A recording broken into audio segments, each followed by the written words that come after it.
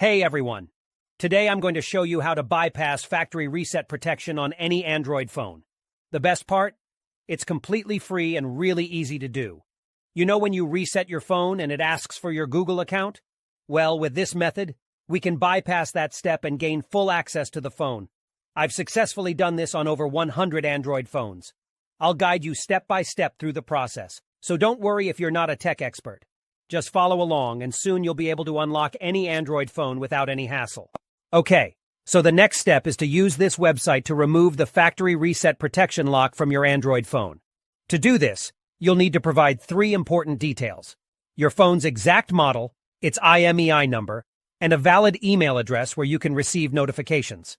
Now you might be wondering how to find your phone's IMEI number. Well, there are several ways to do this.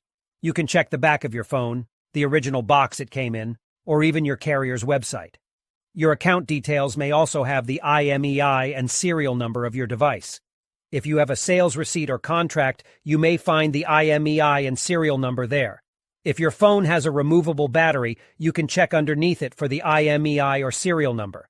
However, if your phone doesn't have a removable battery, don't try to remove it or you may damage your device.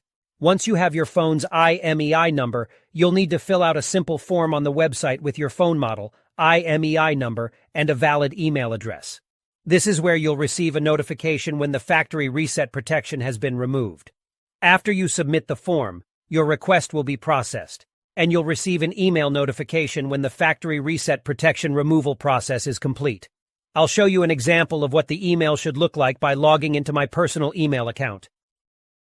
Here's the email I received, saying that the factory reset protection was removed. Let's open it up together.